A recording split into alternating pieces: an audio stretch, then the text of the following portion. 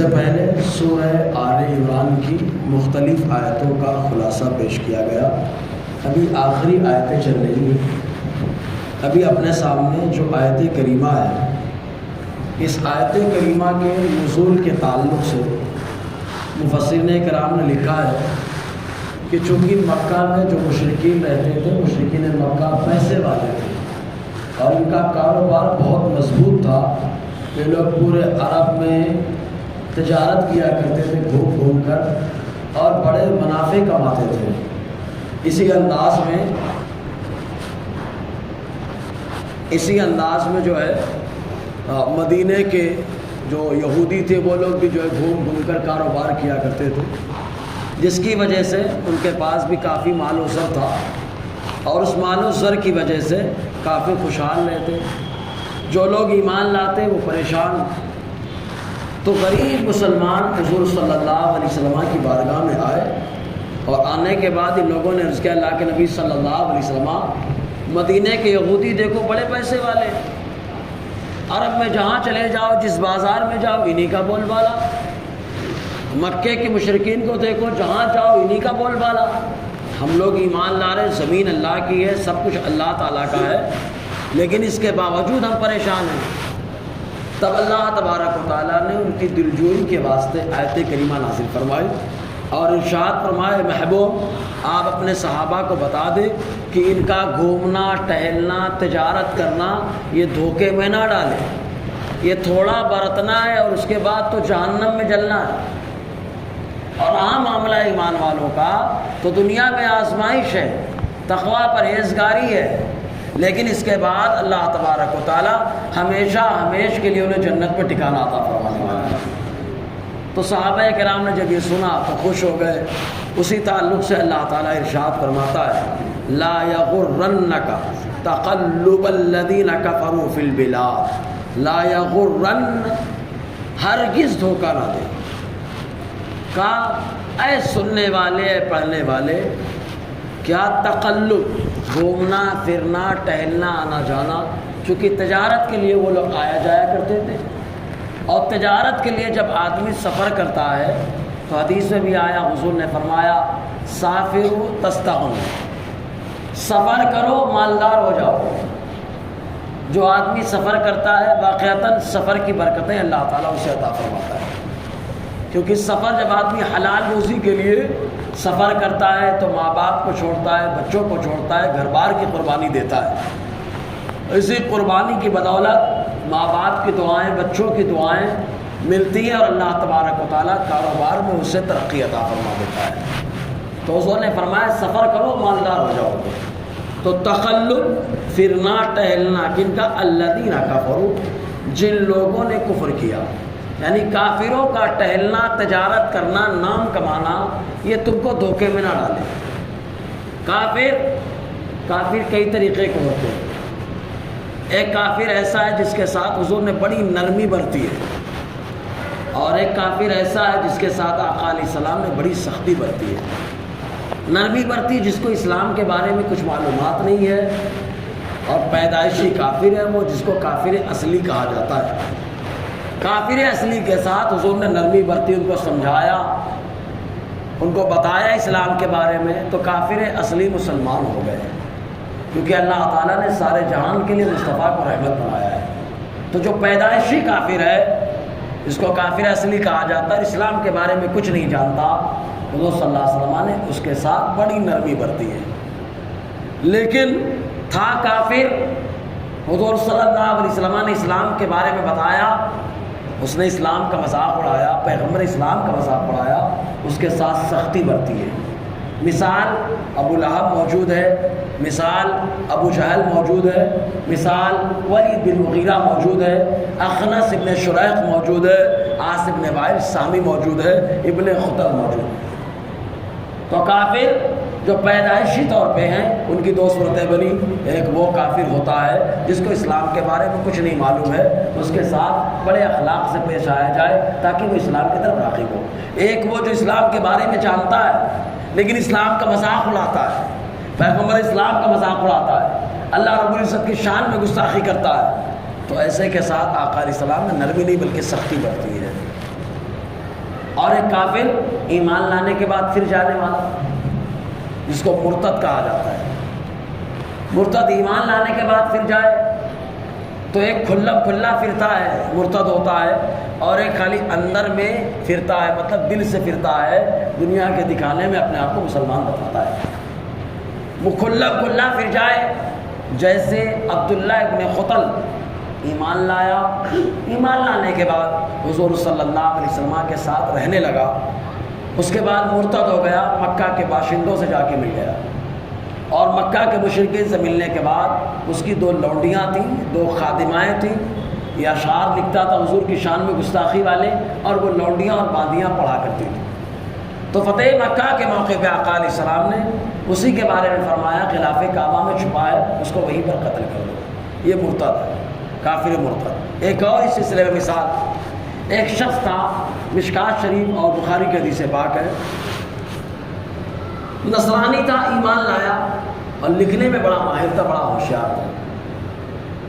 حضور صلی اللہ علیہ وسلم نے اس سے فرمایا کہ تم سورہ بقرہ اور سورہ آل عمران لکھو۔ لکھنے لگا، لکھتے لکھتے مکمل کیا، اور مکمل کرنے کے بعد بس وہ اسلام سے پھر گیا، اور پھرنے کے بعد جا کے پھر نصرانیوں سے مل گیا، عیسائیوں سے مل گیا۔ عیسائی لوگ پوچھتے حضور کے علم کے بارے میں کتنا جانتے ہیں، تو خالی وہ کہتا اتنا ہی جانتے جو میں نے لکھ کے دیا ہے، معاذ اللہ، اتنا ہی جانتے جتنا میں نے لکھ کے دیا ہے۔ حضور صلی اللہ علیہ وسلم کو یہ خبر ملی، حضرت انس فرماتے ہیں کہ اللہ کے نبی صلی اللہ علیہ وسلم جلدی کسی کے حق میں دعائیں بد نہیں کرتے، لیکن پہلی بار آقا علیہ السلام نے ہاتھ اٹھایا اور ہاتھ اٹھا کر رب کی بارگاہ میں کہا، اے مولا جب یہ شخص مرے تو اس کے جنازے کو مٹی بھی قبول نہ کرے۔ حضور نے دعائیں بد کی۔ حضرت انس فرماتے ہیں کہ اس کے مرنے کے بعد ایک زمانہ گزرا، جب میں ملک شام پہنچا تو میں نے دیکھا ایک شخص کا جنازہ اوپر رکھا ہوا ہے اور چاروں طرف سے لکڑی سے اس کو گھیر دیا گیا ہے، بند کر دیا گیا ہے۔ میں نے پوچھا کیا معاملہ ہے؟ تو پہلے لوگ بتانے سے کترا رہے تھے، لیکن جب ان لوگوں نے بتایا تو کہا کہ یہ اسلام لایا تھا اور اسلام سے دور ہو گیا، اور یہ حضور کے بارے میں ایسا ایسا کہتا تھا، اور ہم لوگوں نے اس کو 3 بار زمین میں دفن کیا۔ پہلی بار گڑھا کھودا دفن کیا، لیکن زمین نے رات میں اس کو پھینک دیا تھا۔ جب سویرا ہوا ہم لوگوں نے جا کے دیکھا تو کہا کہ اس کو مصطفیٰ جان رحمت صلی اللہ علیہ وسلم اور ان کے ساتھیوں نے نکال کے باہر پھینک دیا ہوگا۔ 2 دن ایسے ہی کیا، دونوں رات آتی سویرے باہر پڑا رہے، تب ہم کو یقین ہو گیا کہ معاملہ کچھ اور ہے، اور اس کے بعد ایسے ہی رکھ دیا۔ حضرت انس کی آنکھوں سے آنسو جاری ہو گئے۔ آپ نے ارشاد فرمایا، مصطفیٰ نے اس وقت کہا تھا اور اللہ تعالیٰ نے اس کو دنیا کے واسطے نصیحت بنا دیا ہے۔ اسی کو اعلیٰ فرماتے وہ زبان جس کو سب ان کی کنجی کہے، ان کی نافذ و حکومت پہ لاؤ سلام۔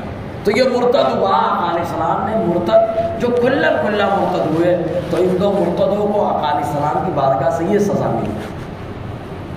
اور اندر سے جو مرتد ہوئے جن کو منافق کہا جاتا ہے، حضور صلی اللہ علیہ وسلم نے منافقین مدینہ نے ایک مسجد بھی بنائی جس کا ذکر سورہ توبہ میں ہے۔ حضور نے اس مسجد کو گروا دیا تھا جو مسجد قباء کے پاس بنائی گئی تھی۔ ان لوگوں کو آقا علیہ السلام نے جمعہ کے دن اپنی مسجد سے نکال کے باہر پھینک دیا۔ تو کافر کے ساتھ جو کافر اصلی ہے، اسلام کے بارے میں کچھ نہیں جانتا، اس کے بارے میں آقا نے بہت نرمی برتی ہے، اور جو کافر اصلی ہے لیکن اسلام کا مذاق اڑاتا ہے، حضور نے اس کے ساتھ سختی برتی ہے۔ اور جو مرتد ہو گیا، چاہے کھلا مرتد ہو اور چاہے اندر سے مرتد ہو جس کو منافق کہا جاتا ہے، آقا علیہ السلام نے ان تینوں کے بارے میں بڑی سختی کا معاملہ رکھا ہے۔ تو اللہ تعالیٰ فرماتا ہے تم کو ٹینشن میں نہ ڈالے، ان کی تجارت کرنا، وَلَا لَا يَغُرَّنَّكَ تَقَلُّبَ الَّذِينَ كَفَرُوا، تم کو دھوکے میں نہ ڈالے ان لوگوں کا گشت کرنا چلنا جنہوں نے کفر کر دیا، فی البلاد، پورے ملک میں تجارت کرنے کے لیے پہنچ جاتے۔ یہیں سے معلوم ہوا تجارت کے لیے چلنا یہ فائدہ مند ہوتا ہے۔ ایک حدیث اور جو آقا نے فرمایا، اگر تمہارا بھروسہ اللہ کی ذات پر ایسے ہی ہو جیسے پرندوں کا رہتا ہے تو تمہاری روزی تمہارے گھر میں پہنچا دی جائے، کہ سویرے پرندے نکلتے ہیں بھوکے ہوتے ہیں اور شام میں شکم سیر لوٹتے ہیں، تو شکم سیر لوٹتے ہیں۔ اب غور کرنا، پرندہ بھی چل رہا ہے اپنے گھر سے سفر کر رہا ہے تو اللہ تبارک و تعالیٰ اس کو روزی عطا فرما رہا ہے۔ معلوم یہ ہوا کہ محنت کرنی پڑے گی، چلنا پڑے گا، محنت کرنی پڑے گی، اللہ تبارک و تعالیٰ اسباب عطا فرماتا ہے۔ جی متاع قلیل، تھوڑا سا برتنا ہے کفار کو جب تک دنیا میں۔ ایک قرآن کی ایک آیت میں ہے دنیا کی زندگی کیسے معلوم ہوگی؟ معلوم ایک آیت میں یہ ہے کہ پلک جھپکنے کی طرح جب آخرت میں جائیں گے تو دنیا کی زندگی ایسے محسوس ہوگی جیسے پلک جھپکے۔ اتنی بڑی زندگی جو ہم لوگ محسوس کر رہے ہیں، اتنی بڑی کلمح البصر قرآن میں آئے۔ اور ایک آیت میں یہ آیا اللہ تعالیٰ فرماتا ہے جیسے چاش کی نماز کا وقت بمشکل 2-3 گھنٹے، یہ دنیا کا معاملہ۔ اور ایک حدیث پاک میں حضور صلی اللہ علیہ وسلم نے فرمایا دنیا آخرت کے مقابل میں ایسے ہی ہے جیسے ایک پرندہ سمندر میں چونچ مارے پھر نکال لے تو چونچ میں جو تری رہ جاتی ہے وہی تری دنیا ہے اور آخرت سمندر ہے۔ یہ معاملہ ہے۔ تو دنیا کا سامان تھوڑا ہے، متاع قلیل، تھوڑا برتنا ہے۔ ثم مأواہم جہنم، پھر ان کافروں کا ٹھکانہ جہنم ہے۔ ایک انسان کھڑا ہو جائے بولے انسان ہی تو ہیں، آخر ان کو جہنم میں کیوں ڈالا جا رہا ہے؟ آدم علیہ السلام کی اولاد ہی ہے، ان کو جہنم میں کیوں، جنت میں کیوں نہیں ڈالا گیا؟ تو یاد رکھیں یہ دنیا کا قانون ہے، جس ملک میں رہیں، جس زمین پر رہیں، اس ملک کے قانون کو اگر آپ فالو کریں گے تو اس ملک کے حساب سے آپ سمجھ لو جنت میں ہیں، اور اگر قانون کو فالو نہیں کریں گے تو دیش دروہی کہلائیں گے اور اٹھا کے جیل میں ڈال دیا جائے گا۔ تو زمین کا مالک اللہ ہے، آسمان کا مالک اللہ ہے۔ اللہ تعالیٰ نے ایک قانون بنایا ہے، جو اس قانون کو مانتا ہے اللہ اسے جنت میں ٹھکانہ عطا فرماتا ہے، اور جو قانون کے خلاف جاتا ہے وہ باغی ہوتا ہے، اسی کو کافر کہا جاتا ہے، اور کافر کا ٹھکانہ جہنم ہے، جیسے دیش دروہی کا ٹھکانہ جیل ہوتا ہے۔ تو اللہ تعالیٰ فرماتا ہے ان کا ٹھکانہ جہنم ہے، اور جہنم کا حال یہ ہے وَبِئْسَ الْمِہَادُ، بہت برا بچھونا ہے۔ جہنم کو بچھونا کیوں کہا گیا؟ وجہ حالانکہ جہنم تو ایک گھر ہے، اور یہ فارسی لفظ ہے، اصل میں تھا یہ چاہنم، اس سے بن گیا ہے جہنم۔ چاہنم فارسی سے معرب ہوا، چاہ مانے ہوتا ہے کنواں، نم مانے ہوتا ہے گہرا۔ تو جہنم بہت گہرا کنواں ہے، بہت گہری کھائی ہے، حتیٰ کہ ایک حدیث میں تو یہاں تک آیا، حضرت ابو ہریرہ رضی اللہ تعالیٰ عنہ سے روایت ہے، وہ ارشاد فرماتے ہیں سب سارے صحابہ مسجد نبی بیٹھے ہوئے، ایک آواز آئی، حضور نے فرمایا اتعلمون، کیا تم جانتے ہو یہ آواز کیسی ہے؟ صحابہ نے کہا اللہ اس کے رسول بہتر جانتے ہیں۔ تو حضور نے فرمایا هذا الحجر الذي رمي به منذ 70 خريفا الى النار حتى انتهى الى قارئ كما قال صلی اللہ علیہ وسلم۔ حضور نے فرمایا یہ وہ پتھر ہے جو 70 سال پہلے جہنم میں پھینکا گیا تھا، اب جا کے جہنم کی گہرائی میں پہنچا ہے۔ 70 سال پہلے پھینکا گیا تھا، اب جا کے جہنم کی گہرائی میں پہنچا۔ حضور نے اپنی ولادت سے پہلے کے واقعے کو بیان فرما دیا، اور مسجد نبی میں بیٹھ کر کے جہنم میں کیا ہو رہا ہے مصطفیٰ نے بتا دیا، اور وہاں کی آواز مصطفیٰ کے کانوں تک بھی آ گئی، صحابہ کے کانوں تک آ گئی، ہے نا۔ تو جہنم تو ایک گہری کھائی ہے، گہرا کنواں ہے، اس کو بچھونا کیوں کہا گیا؟ اس کی وجہ مفسرین کرام یہ بیان فرماتے ہیں کہ جیسے بچھونا ہوتا ہے تو آدمی خود بچھاتا ہے، اس میں اوڑھنے کا انتظام ہوتا ہے، تو خود آدمی اوڑھنا بچھونا سب اپنے اختیار سے کرتا ہے، سب بستر بھی خود لگاتا ہے، اوڑھنے کے لیے بلینکٹ چادر وغیرہ خود استعمال کرتا ہے۔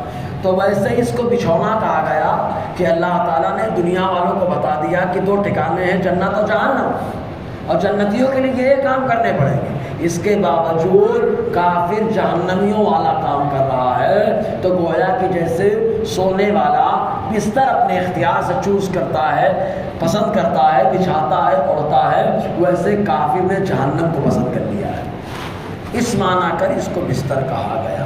جی، اللہ تعالیٰ کی عادت جاریہ ہے کہ جب کافروں کے عذاب کا ذکر کرتا ہے تو ایمان والوں کو کیا کیا نعمتیں عطا فرمائے گا اس کا بھی ذکر فرماتا ہے۔ اللہ تعالیٰ فرماتا ہے لیکن الذین اتقوا ربهم لهم جنات تجری من تحتها الانہار خالدین فیها نزلا من عند اللہ، لیکن وہ لوگ جو متقی پرہیزگار ہوں، متقی بتا چکا ہوں 7 چیزوں سے بچنے کا نام، کفر، شرک، بڑا گناہ، چھوٹا گناہ یعنی کبیرہ صغیرہ، شبہات، خواہشات اور لغزشات، ان 7 چیزوں سے جو بچ گیا اللہ تعالیٰ اسے تقوی کا تاج عطا فرماتا ہے۔ تو جو متقی ہو، اپنے رب سے ڈرے، انہی کے لیے جنت ہے، بہت ساری جنتیں، جنت الفردوس، جنت نعیم، جنت عدن، دار الخلد، دار السلام، بہت ساری جنتیں، اور سب جنتوں کے نیچے نہریں رواں ہیں، شراب طہور کی پچھلے ہفتہ بتایا، شہد کی، دودھ کی اور میٹھے پانی، نہریں رواں ہیں، خالدین فیہا، یہ ایمان والے اس میں ہمیشہ رہیں گے۔ ایک بار جو جنت میں چلے گئے تو ہمیشہ رہیں گے۔ حضرت ادریس علیہ السلام کا ایسے ہی معاملہ پیش آیا۔ حضرت ادریس علیہ السلام کے پاس ملک الموت علیہ السلام ایک بار آئے تو حضرت ادریس علیہ السلام نے ارشاد فرمایا میں موت کا مزہ چکھنا چاہتا ہوں۔ تو کہا اللہ تعالیٰ سے اجازت لے لی جائے۔ اللہ تعالیٰ کی بارگاہ میں عرض کیا گیا مولا تیرا بندہ موت کا مزہ چکھنا چاہتا ہے۔ رب کا حکم ہوا میرے بندے کی جو خواہش ہے مکمل کر دی جائے۔ حضرت ادریس علیہ السلام کی روح نکالے گئے، پھر ڈال دی گئی، انہوں نے موت کا مزہ چکھ لیا۔ پھر فرمایا میں پرسرات سے گزرنا چاہتا ہوں۔ کہا اللہ تعالیٰ کی بارگاہ میں عرض کرے، اللہ تعالیٰ کی بارگاہ میں عرض کیا گیا تو اللہ تعالیٰ نے ارشاد فرمایا میرا بندہ چاہتا ہے تو پرسرات سے گزارو۔ گزرے حضرت ادریس علیہ السلام۔ پھر کہا کہ میں چاہتا ہوں کہ جنت میں داخل ہو جاؤں۔ کہا اللہ تعالیٰ سے اجازت دینی پڑے گی۔ اللہ تعالیٰ کی بارگاہ میں عرض کیا گیا، اللہ تعالیٰ نے حکم دیا داخل کر تو جنت کے اندر۔ جنت کے اندر داخل ہو گئے۔ اب اس کے بعد حضرت ادریس سے کہا کہ باہر آئیے، تو آپ نے ارشاد فرمایا دیکھو جنت میں پہنچنے کے لیے 3 پروسیس ہوتے ہیں، 3 معاملات ہوتے ہیں، میں نے تینوں طے کر لیے ہیں۔ پہلی چیز کل نفس ذائقۃ الموت، ہر نفس کو موت کا مزہ چکھنا ہے، میں نے مزہ چکھ لیا ہے۔ دوسری چیز ہر ایک کو پرسرات سے گزرنا ہے، میں پرسرات سے بھی گزر چکا ہوں۔ اور تیسرا کام جنت میں آنا تھا تو میں جنت میں آ گیا۔ جنت کے بارے میں تو اللہ تعالیٰ فرماتا ہے خالدین فیہا، جو جنت میں آ گیا وہ جنت میں ہمیشہ رہنے والا ہے۔ اسی کو اللہ تعالیٰ نے قرآن مقدس میں یوں بیان فرمایا وَرَفَعْنَاهُ مَكَانًا عَلِيًّا، اور ہم نے ادریس کو بہت بلند مقام عطا فرمایا ہے۔